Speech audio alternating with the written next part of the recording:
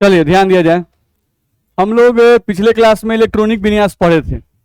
नहीं, मतलब इलेक्ट्रॉनिक विन्यास नहीं, आपको हम 1s 2s ये क्रम कहे थे कि याद करके आइएगा। नहीं, 1s से लेकर 7p तक हम कहे थे कि आप क्रम याद करके आएंगे।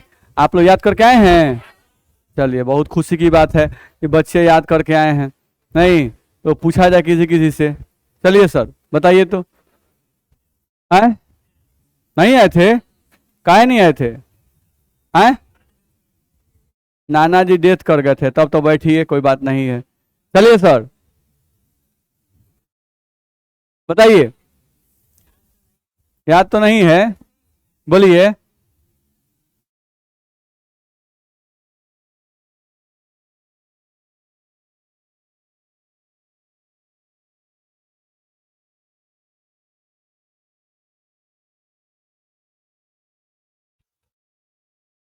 4 फिर से बोलिए।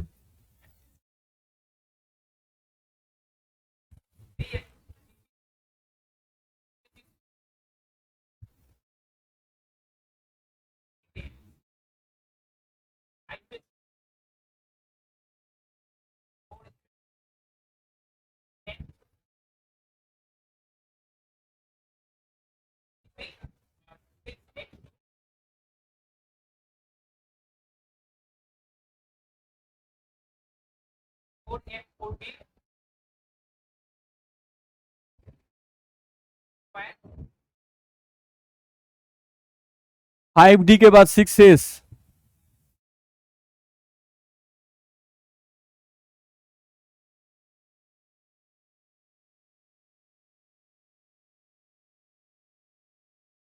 4f 5d। अब 5d के बाद बताइए, वहीं से गलती हो रहा है आपका।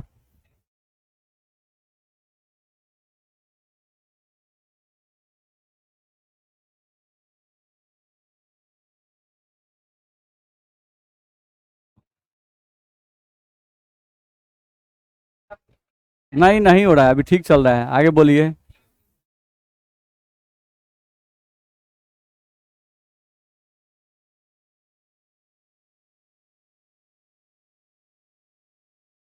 बोलिए बोलिए जल्दी, है तो मान लिया कि सब बता दिए और लास्ट में किनारे पर नाव पहुंचा के काम घबरा जाएगा। 5f14।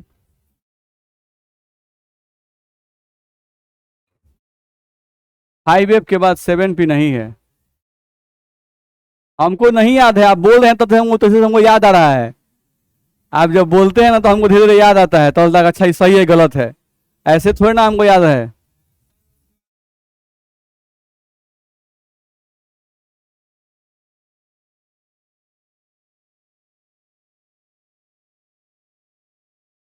सिक्स डी के बाद 6p कैसे आएगा?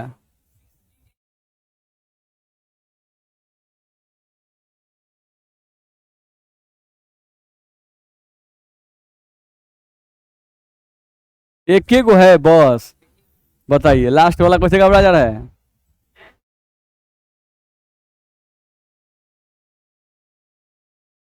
बोलिए। हैं? लास्ट में कौन कर रहा है? 7p? नहीं। हाँ, 7p 6 हो जाएगा। बैठिए, ट्राई तो किए बताने का आप। चलिए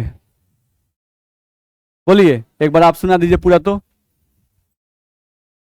1s2 2s2।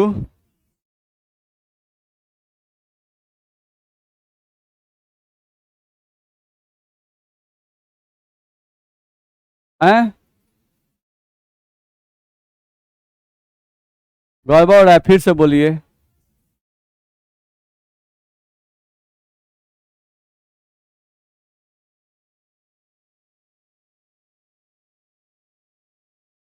Four S two 3d10। 4p6। 5s2।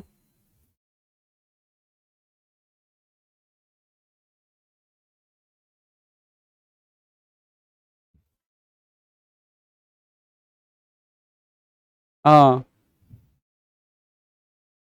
5p6 है। 6s2। 4f15। 5d10। 6p6। 7s2। फिर 4F कहां से आ जाएगा? हैं 5A14,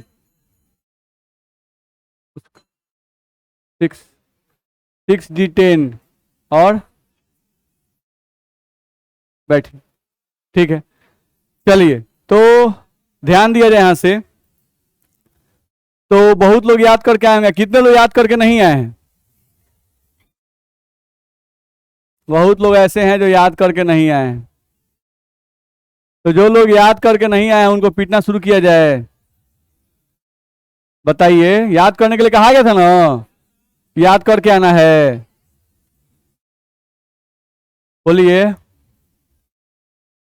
तो आज भर सिर्फ टाइम देते हैं, अगर कल क्लास में नहीं याद हुआ तो खड़ा करके पीटेंगे, तो ध्यान रखिएगा। सिर्फ आज भर के लिए आपको टाइम दिया जा रहा है कि आज भर नहीं पीटा जा रहा है, ध्यान रखिएगा। चलिए कुछ आगे हम लोग पढ़ लेते हैं। नहीं, आपको तो पीटना पड़ता ना, क्योंकि आपसे तो एक्सपेक्ट है कि आप सही सुनाइएगा, बस मेरा है। अब जिससे आदमी एक्सपेक्ट करता है कि वो सही सुनाएगा, उसको कोई मनौती नहीं करना चाहिए। चलिए ध्यान दिया जाए। हम लोग देखें अगर तो थोड़ा ध्यान समझें, ध्यान सुनिए हम लोग का बात।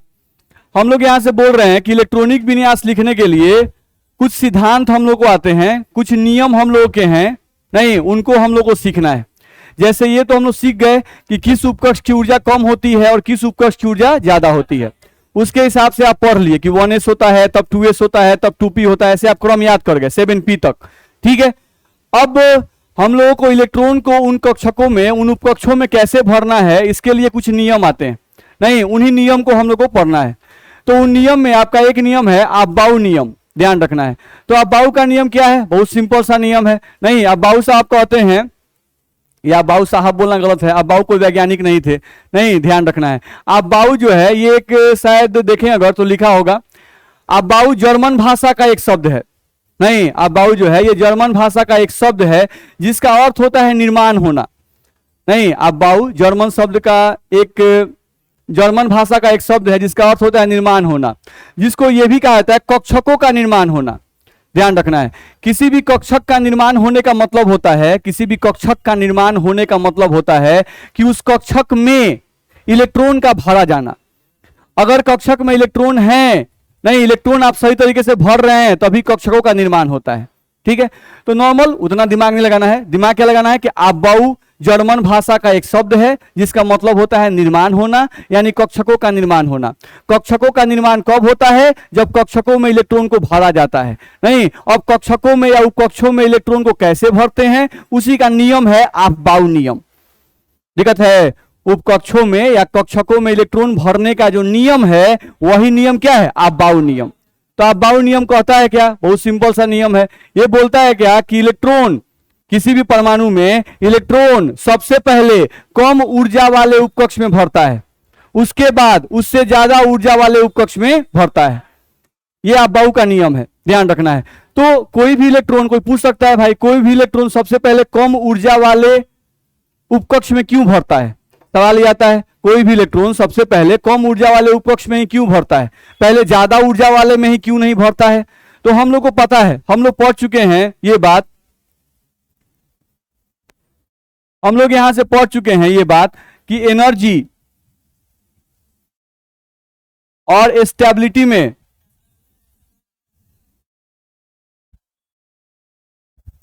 उल्टा संबंध होता है, ध्यान रखना है। आदमी सोचता है, आदमी पर भी ये बात लागू होता है, नहीं आप जितना ही कम रुपया कमाइएगा उतना ही स्टेबल फील कीजिएगा, जितने ज्यादा रुपया कमाइएगा उतने ज्यादा अनस्टेबल हो जाएगा, दिमागी बेचैनी उतनी ही बढ़ जाएगी। नहीं, कम रुपया कमाइएगा तो दिमागी बेचैनी कम रहेगी, बस में ज्यादा रुपया कमाइएगा तो दिमागी बेचैनी बढ़ती जाएगी, क्योंकि उस लेवल को मेंटेन करने के लिए आपको रेगुलर मेहनत करना पड़ेगा। बस समझ में आ रहा है? अगर आप कोई पैसा कमाने लगे, कमाते कमाते कमाते कमाते कुछ लेवल तक पहुंच गए, नहीं गाड़ी मेंटेन करने लगे, घर मेंटेन करने लगे, नौकर चाकर मेंटेन करने लगे, नहीं नहीं आप एक हाई एनर्जी स्टेट पे हैं, अब हमेशा उस स्टेट को मेंटेन करने के लिए आपको रेगुलर मेहनत करना पड़ेगा, नहीं तो आप डाउनफॉल हो जाइएगा। तो जितना ही ज्यादा हाई स्टेट में जाइएगा अनस्टेबिलिटी का संभावना उतना ज्यादा होता है, और जितने ग्राउंड टू अर्थ रहिएगा नहीं उतने आप स्टेबल हैं, आपको नीचे गिरने का कोई डर नहीं है, अपना कोई स्टैंडर्ड आपको मेंटेन नहीं करना है, आपको कोई चीज से दिक्कत नहीं है, हैं? देखा जाए। लेकिन आदमी क्या समझता है कि high energy means high stability, लेकिन कभी साइंस ये नहीं कहता है। साइंस हमेशा कहता है high energy means low stability. जितने ज्यादा एनर्जी पे जाइएगा स्टेबिलिटी उतना ही कम होता जाएगा, क्योंकि हाई एनर्जी पर स्टेबल रहना बड़ा मुश्किल है। नहीं, किसी भी स्टेटस को मेंटेन कर दिए या उसको मेंटेन रखे रह जाना ये बड़ा मुश्किल है। ठीक है, चलिए, तो एनर्जी और स्टेबिलिटी में उल्टा संबंध होता है, ये बात ध्यान रखना है। तो आप जानते हैं अगर कोई भी आप परमाणु लेते हो, मान लो ये नाभिक है, ये आपका कक्ष है, नहीं इलेक्ट्रॉन यहां पर है, कोई इलेक्ट्रॉन यहां पर है, तो यहां पर इलेक्ट्रॉन की ऊर्जा का मान कम होता है। हम बता चुके हैं ऊर्जा यहां पर क्या होती है, कम, और यहां पर ऊर्जा क्या, ज्यादा। तो अगर यहां पर ऊर्जा कम है भाई, तो यहां पर स्टेबिलिटी क्या होगा, ज्यादा होगा। यहां पर आपका स्टेबिलिटी जो होगा वो स्टेबिलिटी यहां पर ज्यादा होगा, और यहां पर स्टेबिलिटी क्या होगा, तो कोई भी इलेक्ट्रॉन जो है वो स्टेबल अवस्था में रहना पसंद करता है। कोई भी इलेक्ट्रॉन स्टेबल अवस्था में रहना पसंद करता है। इसी कारण से कोई भी इलेक्ट्रॉन सबसे पहले कम ऊर्जा वाले उपकक्ष में भरता है। तो कोई पूछता है कि इलेक्ट्रॉन कम ऊर्जा वाले उपकक्ष में क्यों पहले भरना चाहता है, क्योंकि कम ऊर्जा वाले उपकक्ष में इलेक्ट्रॉनों की स्टेबिलिटी यानी स्थायित्व सबसे ज्यादा होती है। ध्यान रखना है, जैसे जैसे नहीं, जैसे जैसे ऊर्जा का मान बढ़ेगा स्टेबिलिटी कम होती जाएगी। तो इलेक्ट्रॉन स्टेबल रहना चाहता है कि अनस्टेबल, स्टेबल रहना चाहता है। ठीक है, किसी को दिक्कत है? तो अब बहु का नियम कोई पूछेगा तो बता सकते हैं, इलेक्ट्रॉन सबसे पहले कम ऊर्जा वाले उपकक्षों में भरते हैं, उसके बाद ही उससे ज्यादा ऊर्जा वाले उपकक्षों में भरते हैं। यही अब बहु नियम है और कुछ नहीं है। चलिए ध्यान दिया जाए, पाउली एक्सक्लूजन प्रिंसिपल, जिसको हिंदी में कहा जाता है पाउली अपवर्जन सिद्धांत। नहीं, तो पाउली एक्सक्लूजन प्रिंसिपल क्या है भाई, तो ये भी बड़ा सिंपल सा चीज है, ध्यान रखना है। पाउली साहब कहते हैं कि किसी भी एक परमाणु में, कोई भी एक परमाणु ले लो भाई, ध्यान समझो, कोई भी एक परमाणु में दो ऐसा इलेक्ट्रॉन नहीं हो सकता है जिसका चारों क्वांटम संख्या समान हो। पाउली साहब कहते हैं कि किसी भी एक परमाणु में ऐसा दो इलेक्ट्रॉन नहीं हो सकता है जिसका चारों क्वांटम संख्या क्या हो, समान हो। ध्यान रखना है। ठीक, जैसे आप इसको चेक कर सकते हो, मान लो हम लोग इसको चेक करते हैं, एग्जांपल लेते हैं यहां पर, देखो तो मान लो यहां पर हम ले लेते हैं, जैसे मान लो कार्बन ले लेते हैं, कार्बन परमाणु संख्या 6। मान लो अभी विन्यास हम लिखना जानते हैं, सबसे पहले इलेक्ट्रॉन कहां भरेगा, 1s में भरेगा ना भाई। इलेक्ट्रॉन सबसे पहले कम ऊर्जा वाले में भरेगा, तो सबसे कम ऊर्जा किसकी है, 1s की। हम लोग पढ़ चुके हैं ऊर्जा क्रम, तो सबसे पहले 1s से भरेगा, उसके बाद 2s2 2p2 होगा। हमको कितने इलेक्ट्रॉन भरने हैं, 6। तो देख लो 2 2 4 2 6। तो यहां से हम लोग को ध्यान ये रखना है, ध्यान समझने की कोशिश करो कि इलेक्ट्रॉन सबसे पहले 1s से भर दिए, तो 1s में 2 इलेक्ट्रॉन, फिर 2s से भर दिए 2 इलेक्ट्रॉन, फिर 2p में अधिकतम 6 भर सकता है, तो अधिकतम 6 भरेगा, 6 से कम भी भर सकता है, 6 से ज्यादा नहीं भरेगा। तो हम लोग 2p2 यहां भर दिए, तो कार्बन में 6 से जाना था, तो 2 2 4 2 6 सज गया। नहीं, अब ध्यान से देखो, तो यहां पे मान लो s, तो आपको पता है कि s के लिए हम लोग एक डब्बा बनाते हैं। नहीं, इसमें 2 इलेक्ट्रॉन है, तो एक को सीधा एक को उल्टा, थोड़ा बहुत हम जानते हैं। ये 2s है,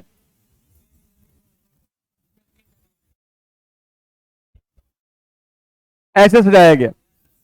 नहीं, तो ये मान लीजिए हम लोग जानते हैं, तो ऐसे सजा दिए। ठीक है, ये हो गया आपका 1s, ये हो गया आपका 2s 2p हो गया। अब ये एक परमाणु है कार्बन, अब इसमें कोई भी 2 इलेक्ट्रॉन पकड़ लीजिए, उसका चारों क्वांटम संख्या कभी समान नहीं होगा।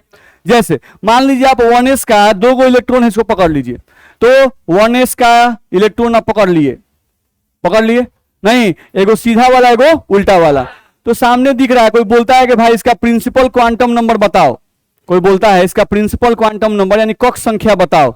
तो ये दोनों जो हम इलेक्ट्रॉन लिए हुए हैं किसका है, 1 का। नहीं, तो इसका प्रिंसिपल क्वांटम नंबर 1 और इसका भी 1, क्या कि दोनों 1s का है। चलो, इसका एजुमुथल क्वांटम नंबर यानी एल का मान निकालना है, तो ये s का है, तो h के लिए एल का मान क्या होता है, 0, तो इसके लिए भी एल का मान 0 होगा, इसके लिए भी एल का मान 0 होगा।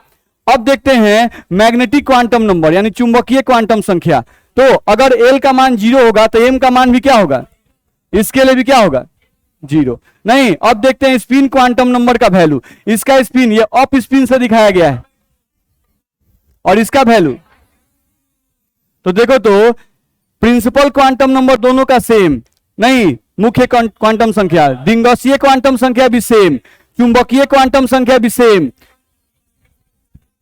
स्पिन क्वांटम नंबर सेम है, स्पिन क्वांटम नंबर सेम नहीं है। तो पॉली साहब यही कहते हैं, ध्यान से पढ़ो, किसी भी परमाणु, किसी भी एक परमाणु में उपस्थित दो इलेक्ट्रॉन के चारों क्वांटम संख्याएं समान नहीं हो सकती हैं, यानी चारों क्वांटम संख्या समान हो जाए ऐसा नहीं हो सकता है, कुछ ना कुछ जरूर अलग होगा।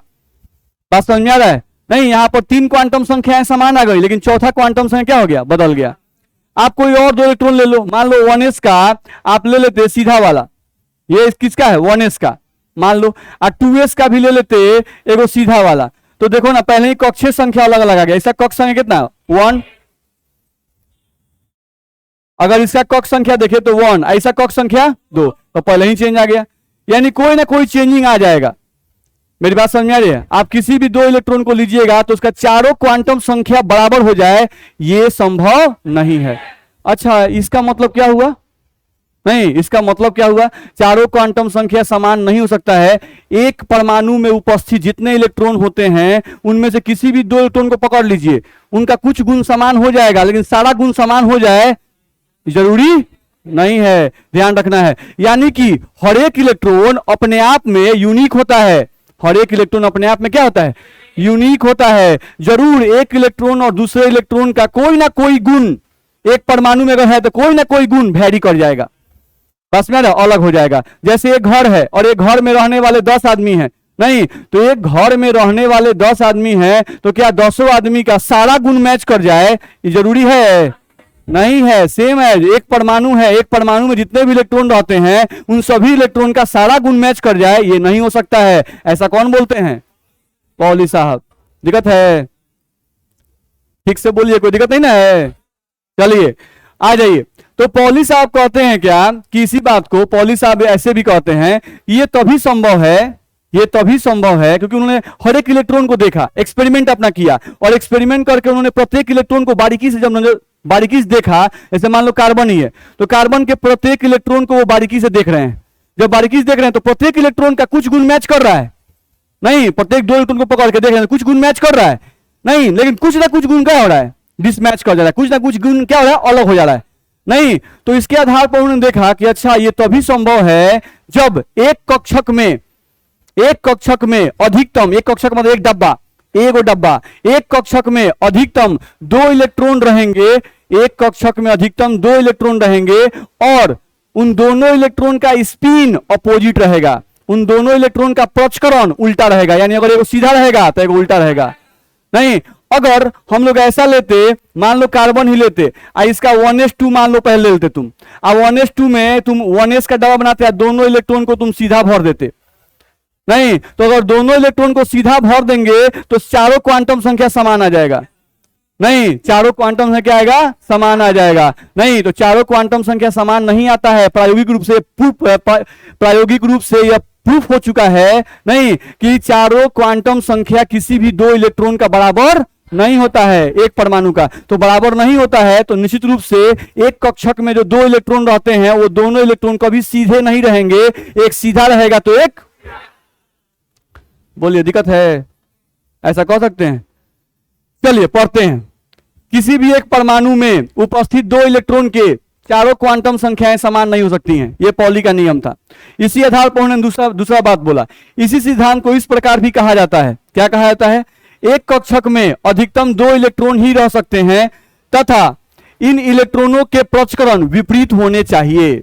इन इलेक्ट्रॉनों के प्रचकरण क्या होने चाहिए? विपरीत होने चाहिए। एक कक्षक में अधिकतम 2 ही इलेक्ट्रॉन रहेगा और उनके इलेक्ट्रॉन के जो प्रचकरण होंगे यानी स्पिन जो होगा वो क्या होगा? उल्टा होगा, एक सीधा तो एक उल्टा।